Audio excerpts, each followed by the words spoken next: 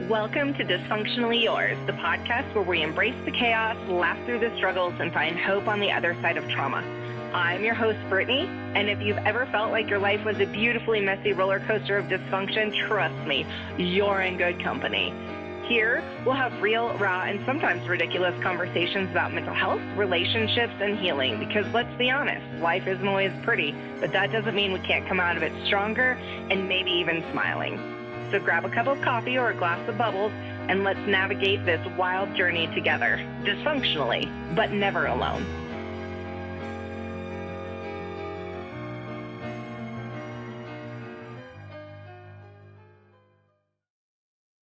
Welcome back, friends, to another episode of Dysfunctionally Yours. I am your host, Brittany. I have a cat with me, as per usual, being a menace, though. Trying to get I have these. Today, I have these pumpkin, as opposed to like a chocolate-covered pretzel. They're like a pumpkin-covered pretzel. They obviously come out when all the pumpkin spice stuff does, and I am obsessed with them. So I have them with me, and he's trying to get them, which, like, bro, they're not for you. No pretzels for cats. Great. Now they're fighting over pretzels they can't have. Fantastic. It's clearly chaos. Even with animals in my house is chaotic and dysfunctional. All right. Welcome back. Anyways, we are going to keep it light today. I have been stockpiling AMA, like ask me anything questions, out of the whatever social medias or the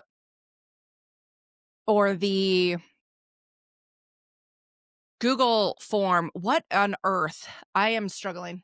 All right. Okay. All right, cool.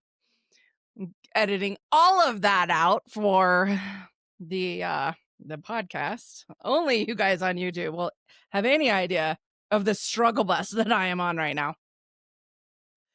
Anyways, so today I'm going to keep it light. We have a little bit of AMA from questions that I have pulled off of the socials, out of DMs, off of the Google form, all of those really fun things. And it would appear that the past handful of episodes, like all of the boundaries, there was a little touch on grief. Obviously, in the boundary episodes, I talked a lot about friendships and things like that. They sparked questions. And I love it. I'm totally here for it. I also really appreciated that there was a little bit of, well, you'll see in some of the questions, but it's like quite obvious that, not everybody agrees with me all the time, which is obviously that's okay. And I love it. So we have those. We have a little bit of AMA. And like I said, I've been gathering it over the weeks of stuff that's just been submitted. So I think it should be fun. However, before we do that, I would like to say, these little tiny plates, there's an ice cube on it. So, but these little tiny plates that like go with a coffee cup or like a tea cup. All right. So I have these little teeny tiny plates. I never use them for anything because I'm like, what actually is the purpose of this little tiny plate? Also, I've mentioned lots of tea, and I'm always like, damn, I wish I had someplace to put this tea bag. I wish I had someplace to put this tea bag. And then one day I was using this little plate because when my friend was here visiting, they drank a lot of tea, and I would notice that they put this little plate on to like, cover it. And so I had this little plate on there covering it. And then I usually just toss the plate in the dishwasher. Okay. Well, then I'm like looking at this little plate and I'm like, oh, I can put my cup on this little plate. When the tea bag's ready, I can put my tea bag on this little plate. I can put my little, like, I walked out with a wine glass and these little pretzels on there, like a couple little pretzels on there. I'm like, this is the greatest thing ever. Sometimes I think that I am so freaking intelligent. excuse you, creatures of the night. And then sometimes things like this happen. And I am like, wow, babe. Good morning to you. I heard a little kid say the other day, talking about her mom. Little kid said, well, I'm not saying this is okay. I'm saying this is what happened. She said, well, she only has 4 brain cells and 2 are running down the street and the other 2 are off looking for those. I'm like, did your parents say that? Did you hear a grown-up say that? And, I think sometimes I also have 2 brain cells and, one of them is searching for the other one. So it is what it is. That's sort of, you're welcome. You're welcome. It's crazy in there. Also, it rained a lot this week in Denver. And that's kind of rare for it to rain as much as it did. It was like all of the rain that they promised all summer decided to not come all summer and come all in the span of like 30 hours. And so there was a ton of rain. With a ton of rain came a ton of earthworms. Okay. What you may or may not know about me, I will save as many earthworms as I can. I will always pick them up. Obviously, if there's thousands from the rain, I can only do what I can do. But I will always grab a little earthworm up and toss it back into the grass. I don't want it to dehydrate on the concrete. I don't want it to just wither up and die or whatever. So I am a fan of saving earthworms. So then with all of this rain, there was lots of earthworms. And so I can't save them all. They are everywhere. There's some in puddles because there's great big puddles from the amount of rain, sort of it would be hard pressed to flood right here. It's so dry, but flood-ish, big, bleh, lots of water standing still. So there's worms in there. And I'm like, oh my God, are those worms going to drown? So what do? I go research, can an earthworm drown? And I also remember going fishing with my dad and he would hook the earthworms because I can't hook an earthworm. I can't stab a worm and watch it not wither, but tweak out all over the place and squirm. That feels terrible to me. So anyway, but then we would fish with them. There'd be earthworms. And I'm like, oh my God, are they drowning? Are they just help, suffocating? I don't know. I've always wondered. This week was the week that I Googled it. No, an earthworm can't drown, technically. As long as the water has lots of oxygen that continues to circulate through it. So your typical puddle, they're not really going to drown and they don't drown in the water. That's not why they come out. And if anybody thought that that's why they came, I didn't know that people thought this, but social or, the Googles says that most people are asking this question because they believe that they're worried that the earthworms are coming out of the ground because they're going to drown in the ground. That's not at all why. They move quicker and faster out of the ground, and that is a good time for mating. So every time I pick one up and chuck it back into the grass, I am really cock blocking their efforts of mating. While we're talking about mating, I actually have a few things. A bunch of weeks ago, I was talking about how lazy people are compared to animals, but then I was talking about that weird ugly fish that just sperms into the water and then more fish are made and there's no effort, but I was calling humans lazy. I have a friend that points out, hey, Brittany, what essentially what is the lazier effort here? Getting all dressed up using horrible pickup lines or actually just sperming into the world and babies being made. All right. Valid point. I also heard it whenever I re-listened to the podcast, but at that point it was too late. I hoped nobody noticed. People did. That's okay too. So there is that. Obviously, there are animals that are much lazier. Also, there's a great big octopus. I don't know where all this is coming from. There's a great big octopus in California. She's about to die. She's basically on like death's door. She's very famous octopus. And she is watching over her last batch of eggs, which unfortunately will never hatch. They were never fertilized, but this is what octopuses do. And yes, that is the correct plural for octopus. Octopuses do is they go sort of like sit back and watch from afar to make sure like nothing gets to their eggs. And if they're going to die, it keeps their toxic body, like decomposing body, from hindering or like tampering with the growth of the eggs. But also from afar, they can kind of watch for anything and like reach out and smack it. So she's kind of, I don't know if she actually died yet, but like she's basically on death's door. And it's actually really sad. She's old. She's a little old lady octopus. And it's kind of sad that she's putting all of this last little bit of effort into some eggs that are never ever going to hatch. And like poor girl doesn't even know.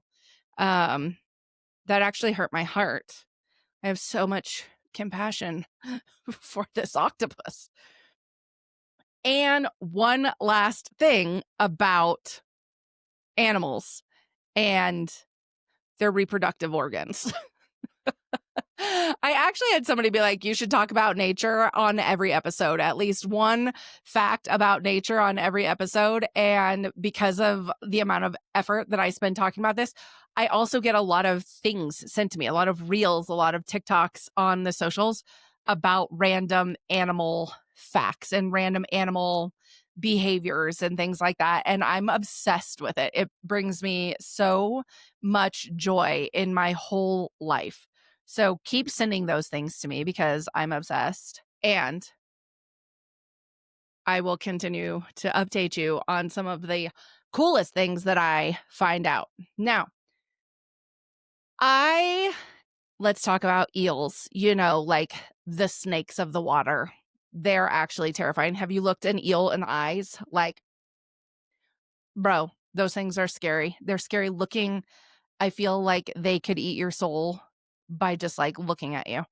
And maybe they can. Who's to say? That's not what I'm here to talk about. Eels.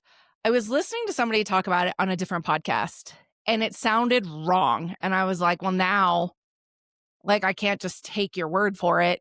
I have to go research this myself. So I go down the rabbit hole of researching how do eels reproduce, because it is in fact a common thought,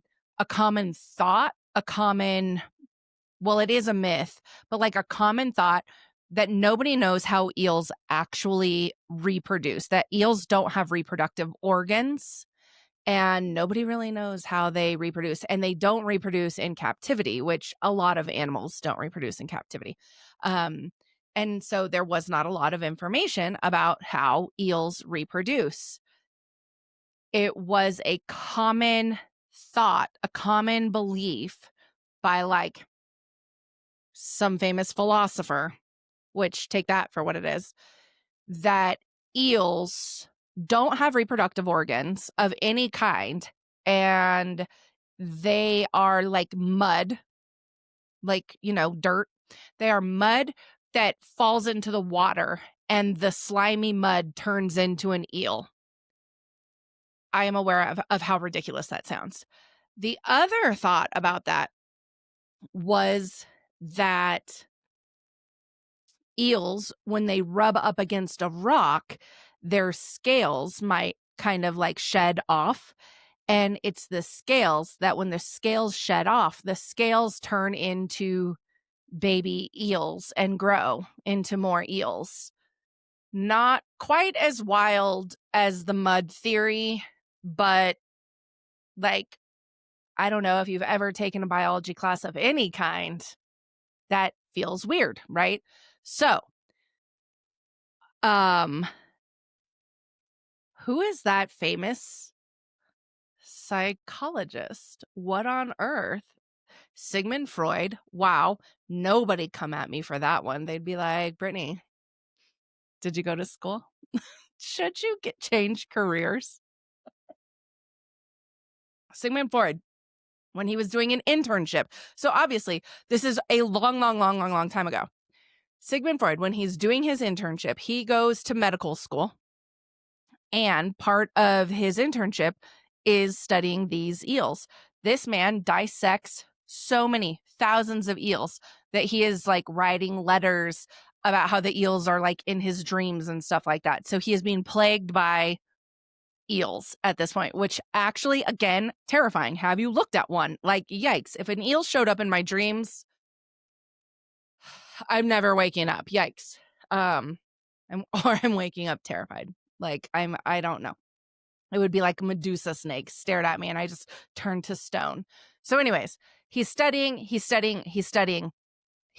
some more. He finally, after thousands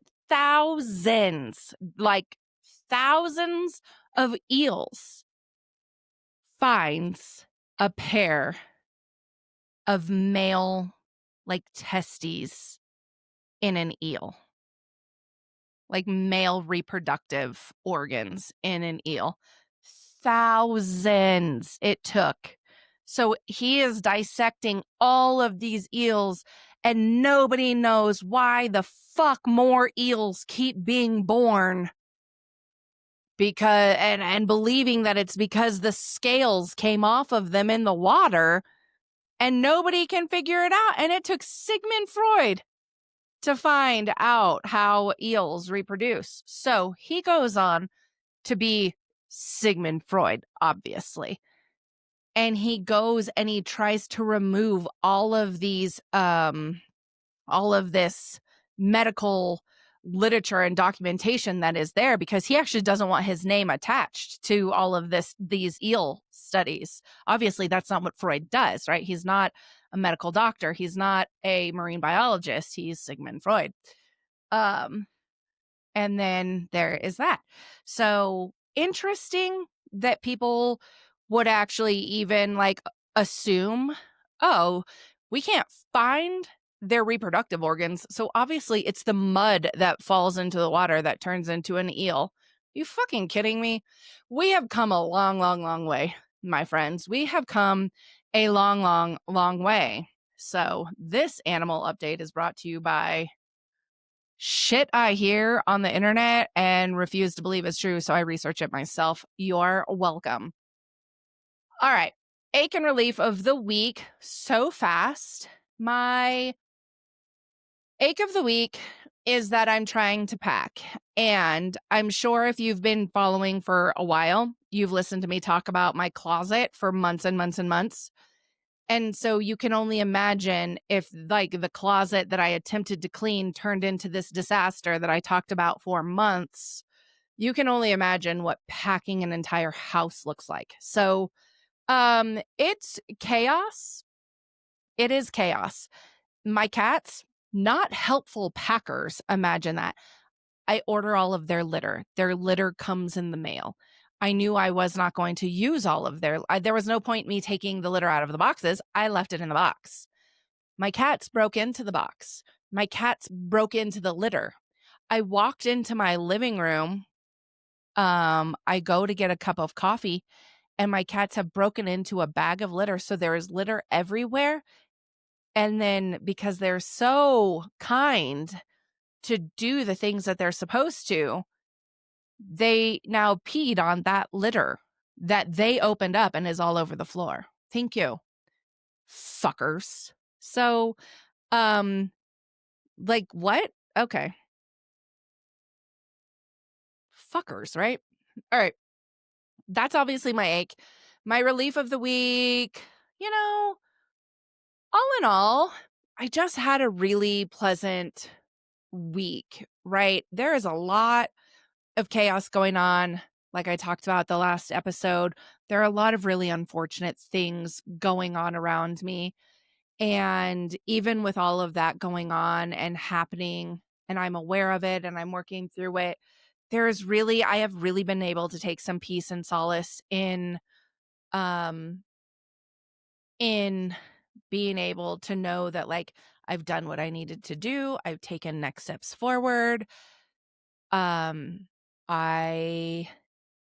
am pivoting the way that I need to pivot, and really knowing that 20 years ago, the amount of chaos that's happening in my world right now would have consumed me, would have eaten me alive, and I would not be doing well.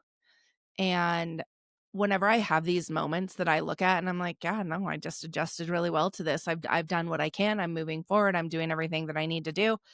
There is this level of like, oh yeah, I did that. And that makes me really, really happy because I know that that wasn't always my world. And so I'm always grateful for my journey. I'm always grateful for how far I've come. And when things get really hard and I move past them, I'm like, oh, okay, no, I'm really proud of myself for doing that. And like those are like really empowering moments. That's really reaffirming. And so I do love that.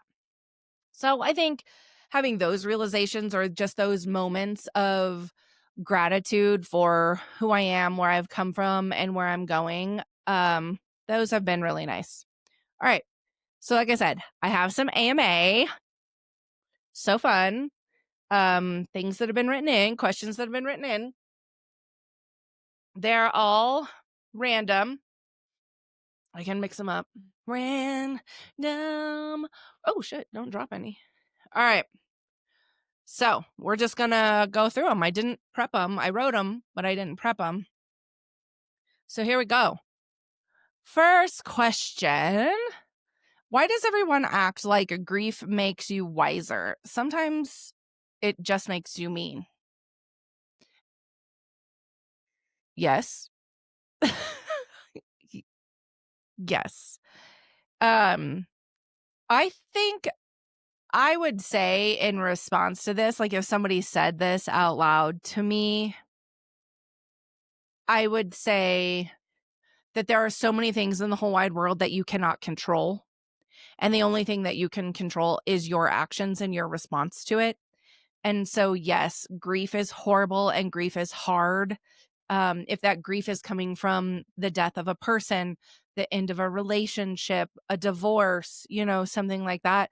I don't know. Right now, I'm currently grieving the loss of my other brother because of his, life choices that are getting him put behind bars for a really long time. Like, yes, grief sucks. And I have my own responsibility for my own actions and how I show up. And I think that that's where that comes from. And I think, yes, if you don't take it seriously and you maybe don't get support, you can just show up mean. I think, unfortunately, the loss of my brother has made my dad really mean, like really mean. I think he's very angry, and that shows up as him being really mean and insensitive to a lot of things. And I that sucks. And I have a lot of compassion and empathy for that. But like, yes, it sucks. And grief can make you mean. So it's really up to you if you want to be mean.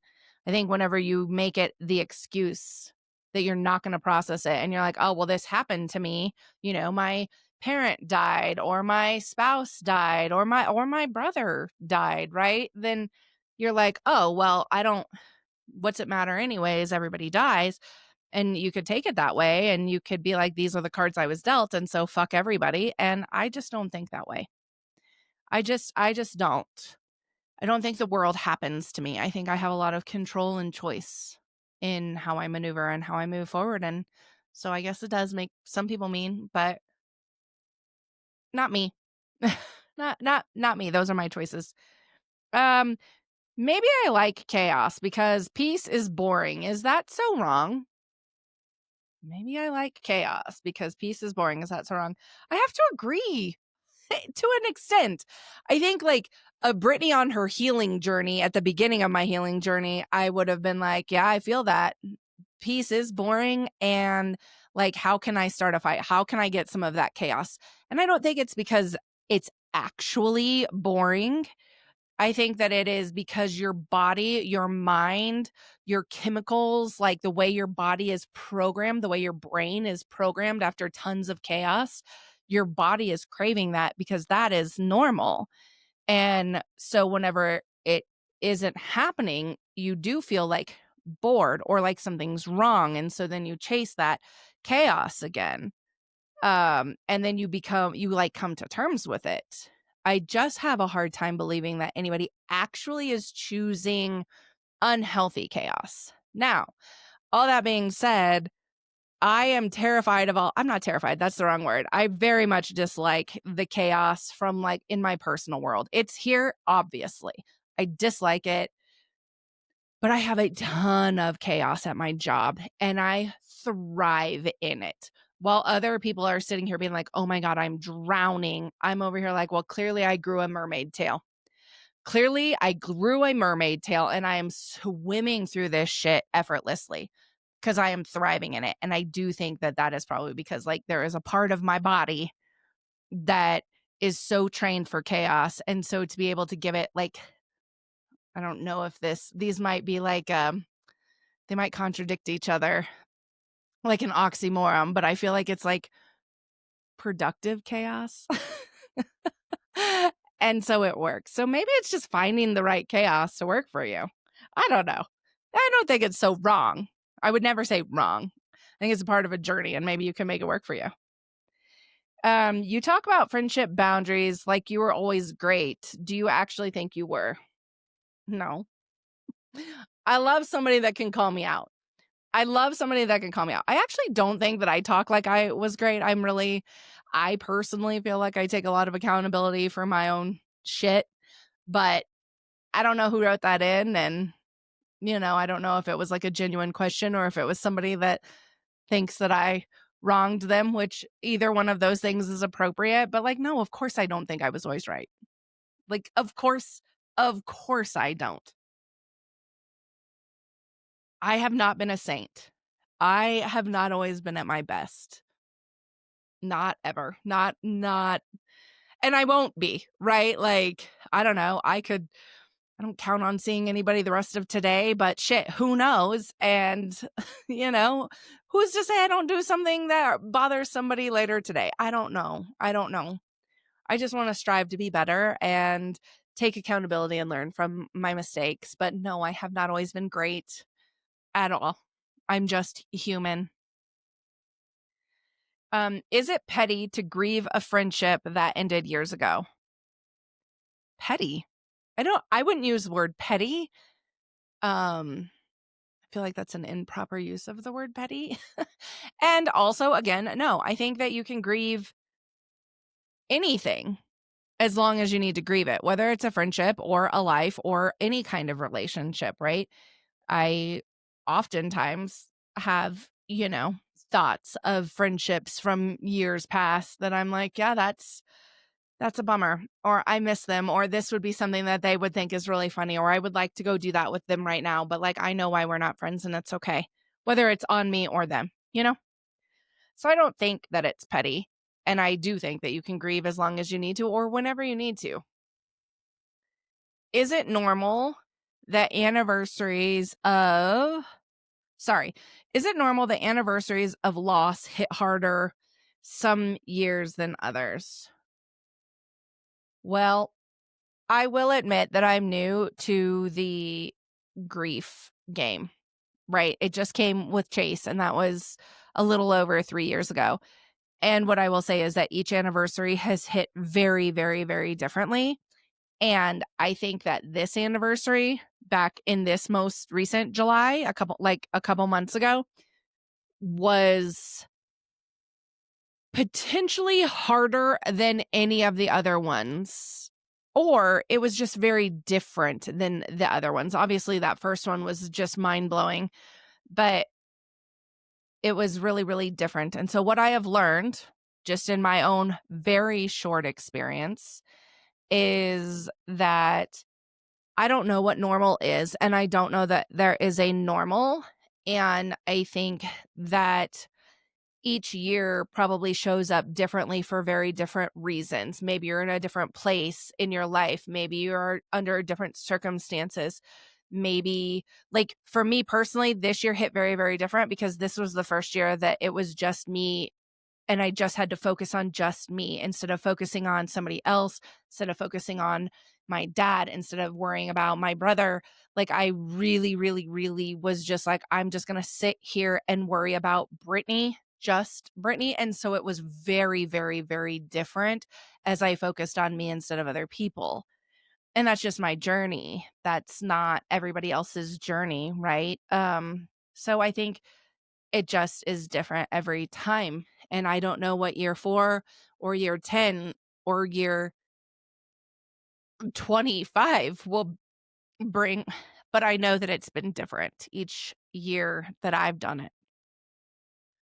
You said that you think about funerals all the time. That's really morbid. Why do you do that? I wonder. I think about them all the time and I talk about them all the time. I have them written down. I have letters written out to my loved ones and everything. This is what I want. Maybe it's morbid. I don't know. But what I know is I have been to a handful of funerals and some have been lovely where you're like, damn, that really embodied that person and really spoke there. Like you could feel them there. And I feel the family and friends walked away in those moments being like, this was really, really nice, a nice send off. And then I've been to others where I'm like, holy fuck. Like, do you even know the person that you're talking about? Like, that is all inaccurate information. That is all wild. And because of that, I'm like, no, I want mine to reflect me, my family. If I go before my children, which is obviously the goal, not the goal, that feels weird, is obviously the life's plan, right? It should be that way. Then I would want my kids to be like, yeah, that was mom. Like that was mom. Mom was here. And uh we feel good about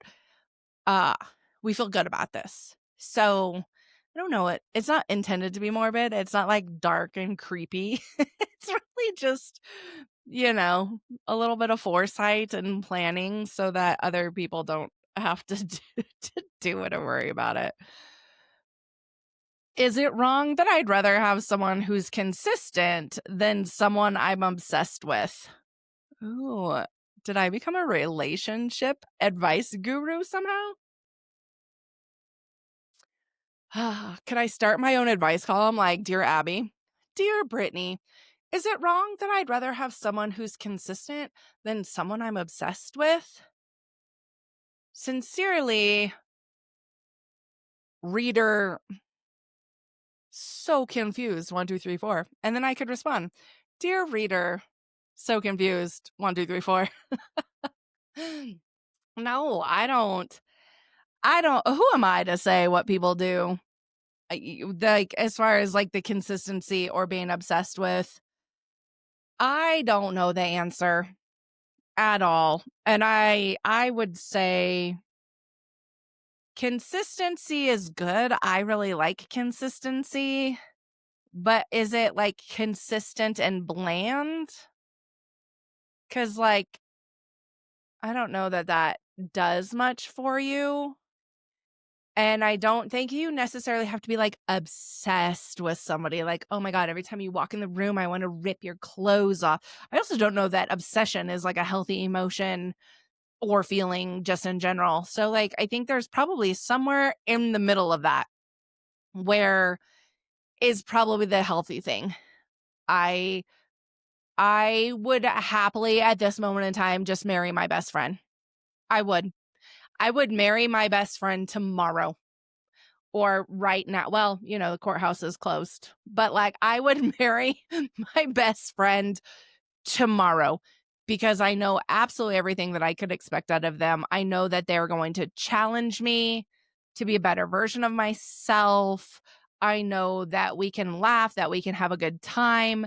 I know that it's going to hold up through but I also am not looking for them to be like this romantic partner, so I think that consistency is probably like maybe where you're leaning, like consistency and something like that. And I don't know the rest.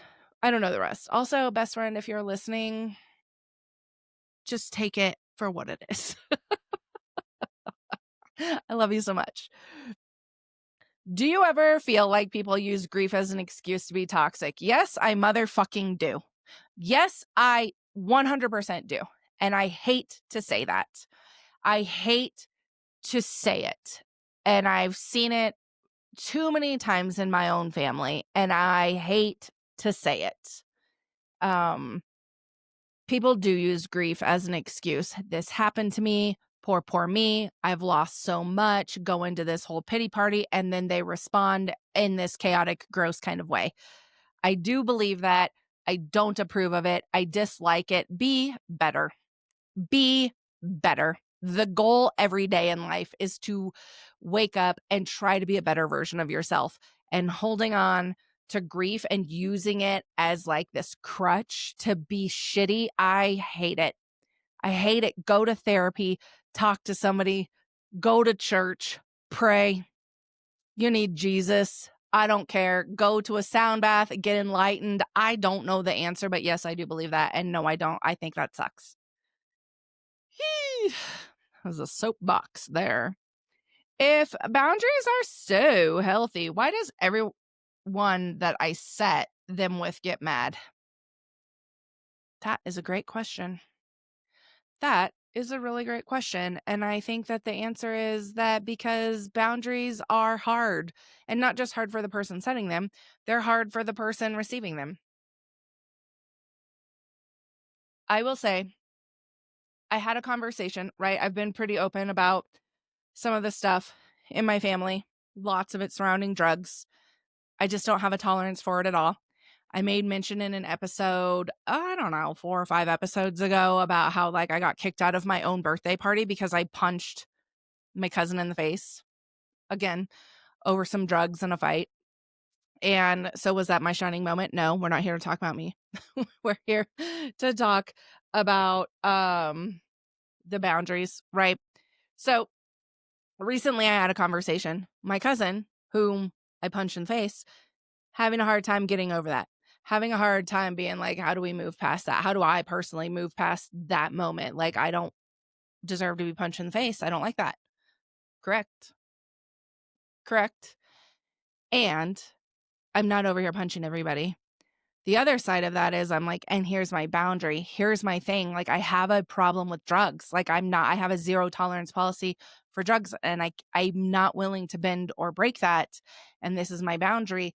And there are a lot of very, very, very big feelings surrounding that about like, yeah, but I need you, or I want you around, or you're not that way with other people, or,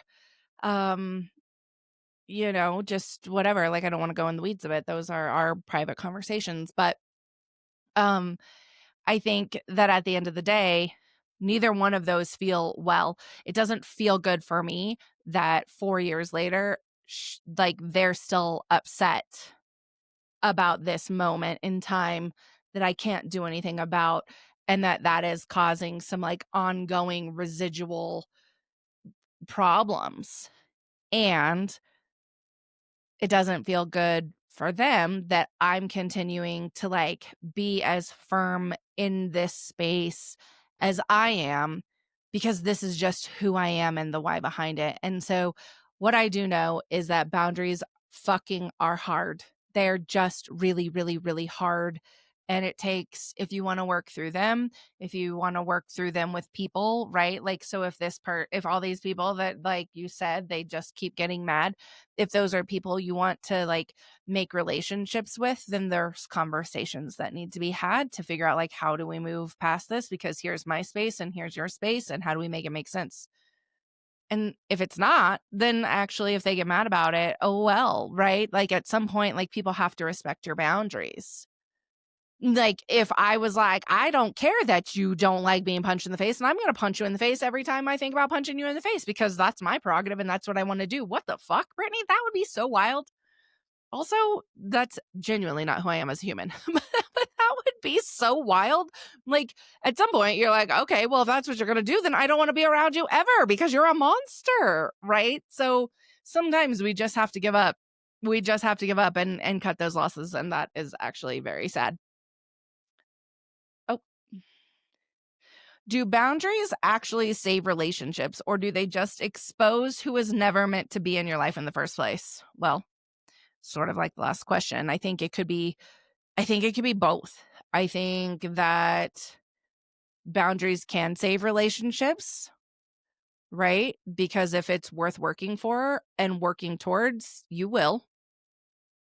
And if you really care about that person and love that other person in whatever capacity that is, then you'll work towards that, right? And if it's like a work boundary or whatever, like, you'll work for those things, or you'll figure out how to like move on from those things. So I think that it is a both. I think they do save relationships, and I think that they do expose who's not supposed to be in your life. Both things can be true. How do I say no without sounding like a villain? Just like this, no. If somebody else perceives you as a villain for like saying no, for setting a boundary for yourself, and they perceive you as a villain, which is wild, like the monster in a story, like what? Like Jafar? That's crazy. like like Scar or Jason Voorhees? What? No. No. Why do I always find myself back in chaos when I finally get some peace? Because your body is trained for it, I would say. And also there's some of it, right? I just come from a very dysfunctional family. It's like me personally, I come from a dysfunctional family. And I can go do all the healing that I want the way I need to heal. Other people can separate and do whatever they want and heal the way that they need to heal. And then sometimes when we come back, you still see the dysfunction that's there because we maybe didn't heal the same way, or take the same path. And all of those things are okay. But like, I think if you're coming out of a very dysfunctional family, a very dysfunctional childhood, there might always be a little bit of chaos. It might always just keep coming back up. And then it becomes not so much about like, oh God, chaos. And it becomes more of like, all right, here we are. And how do we navigate through this? Right. How do you know when to stop fighting for a friendship?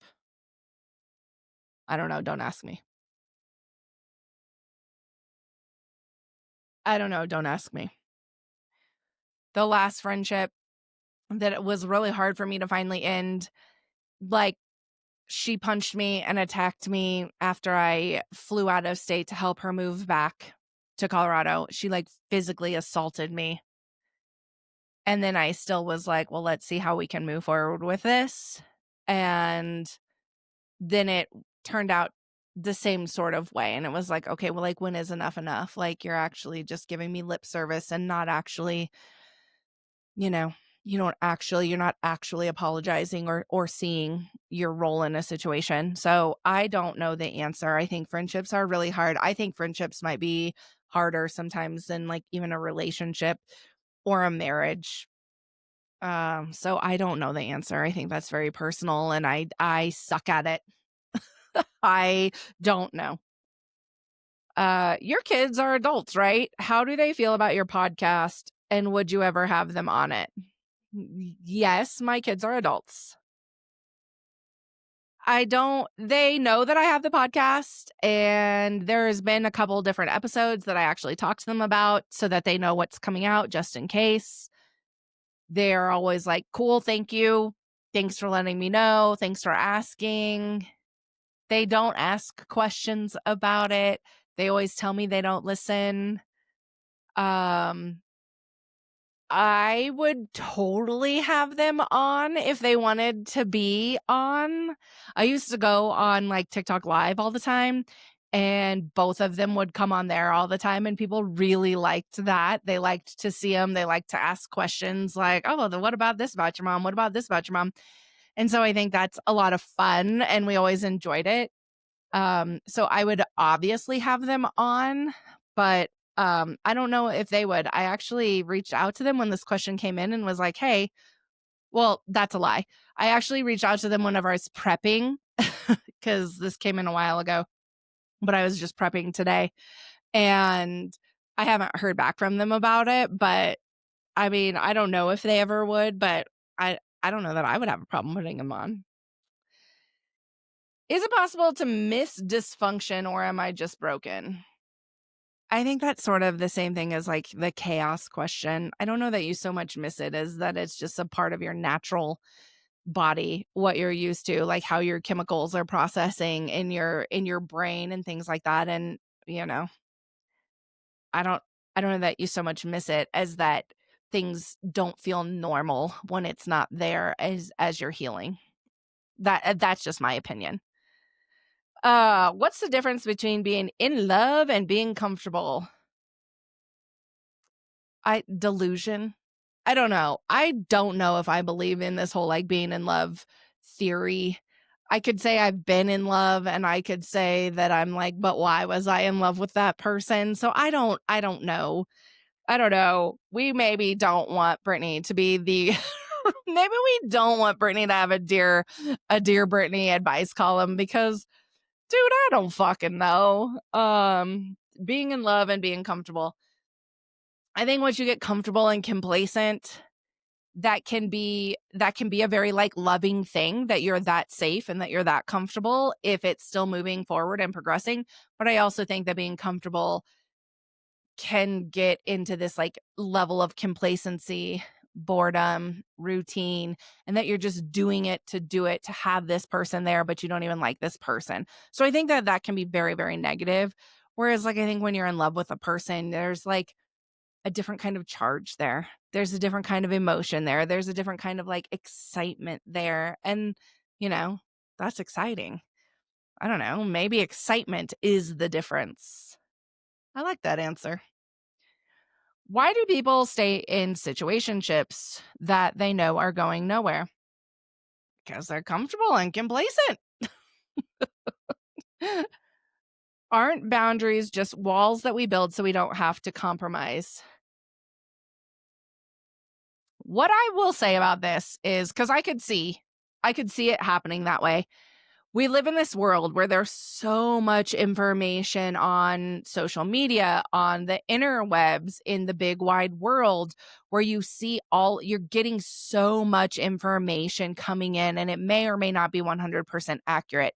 And I think we get all of these like buzzwords in society right now, like narcissism, like the fact that narcissism comes up in a day to day conversation, like that's so wild. There aren't like everybody we know is not a narcissist. However, we talk about it like they are. That's a buzzword, right? Like I think even people use things like depression as a buzzword. Like, oh, I went home, I was depressed from work. Why were you depressed? Well, you know, it's just I don't know, like the football game. Okay, that's not depression. Let's stop.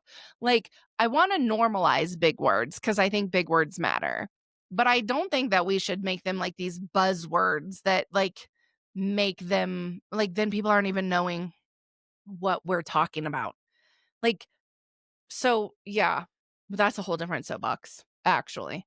So I think that, yes, there could be people in the world that are like, these are my boundaries, these are my boundaries, these are my boundaries. And they do use those as like a hard, fast rule, a hard, fast, like so that they don't have to budge or compromise. But I also think that with boundaries also deserve, as I talked about in the boundary series, boundaries deserve some level of conversation so that people know your truth and your position, not saying over explain your no, but being able to explain whenever people come back and be like, "Can we talk about this?" I think that those things matter.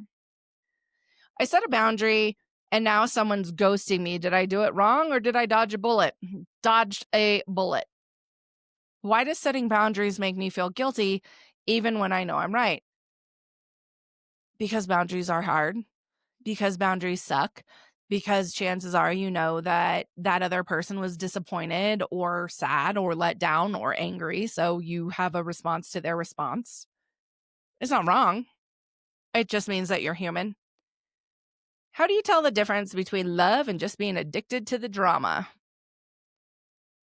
I feel like that's a loaded question because I don't know that love and drama are the same. I think that this is a thought about like what are healthy attachments and healthy relationships, and I don't have time to dig into that one, but I would look at why you're addicted to the drama, and let's not confuse that with love. That's not love. How can I be happy and devastated at the same time? It feels really fake. Oh, I think this one probably came off of my last episode where I was talking about like two people, like these two feelings at the table. And I agree with this feeling sometimes. There were a lot of times where I was like, I had a really, especially right after my brother died, where I was like, man, I had a really good day and I didn't cry. And then I would feel really guilty about not crying because I know deep down how sad I am.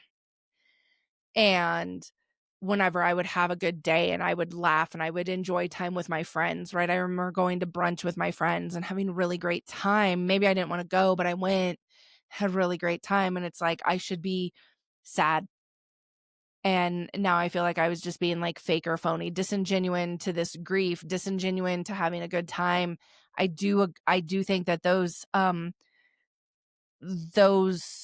things can get very conflicting, and that's why I said, like, we're allowed, and I spent so much time in therapy on this one. So much time in therapy on this one, really coming to terms with the fact that you can feel two things at one time, and that's okay. Like, we are complex beings, and we are allowed to feel multiple feelings all at one time. You are allowed to be happy and still sad. You are allowed to be productive and still sad, right? You're allowed to be sad and still laugh at something that was on TV or with your friend or whatever. So I get it, and it's possible, and I understand how it can feel really fake. I don't have a solution. I just know I personally spent a lot of time in therapy on that one. Still sometimes. And I do have to remind myself sometimes that it's okay. It's okay to have both of these. Like, I've had to really separate them, and that's why I use that analogy of like guests at the dinner table. I don't, because like you can have both of them there and they both show up very differently, but they're both allowed to be there. Does grief ever stop? Oh, that's so funny. Does grief ever stop feeling like an uninvited guest at the table? I I don't know. I don't think so. I think right now it's just an acknowledged guest at the table. Maybe I didn't invite them because it's just like a part of who I am. Um, And it obviously shows up different, the same way you could change your clothes. I think grief shows up differently all the time, right? Depending on who I'm talking to or what I'm doing. Like, maybe that grief showed up and I'm like talking and reminiscing and it's really positive that day. And other days, maybe I'm really having a hard time and I'm struggling and it's a really sad day. So, talking about some of the same things, right? So, I think it just shows up differently, but I don't know if it ever stops showing up. All right. Okay. That was a lot. That was actually a long episode. It was supposed to be a short one, but that's a wrap. That is a wrap on your That's a wrap on your burning questions. Though some of y'all clearly need therapy more than an ask me anything. And that's me too. Next week, we are digging into trust, a little bit of a trust episode. I know that this is sort of like a moral that we learned way back as little kids, but let's re-look at it as grown-ups. And we can talk about that. So in the meantime, definitely stay tuned to the socials because I'm going to put out over the next week, I'm going to put out a lot of different like polls and questions so that you have feedback and some say and some ideas to put into that episode. Okay? Do that. Let's do that. New episodes come out every Monday on all streaming platforms. On YouTube, you can catch that unedited, more raw version. Do follow on all of the socials, TikTok, Instagram, where you can do the DMs. You can use that Google form to send in these questions, and that your question will get read on the next Ask Me Anything or What Makes You Dysfunctional. in the meantime, don't be afraid to be great. Toodles, poodles. Bye.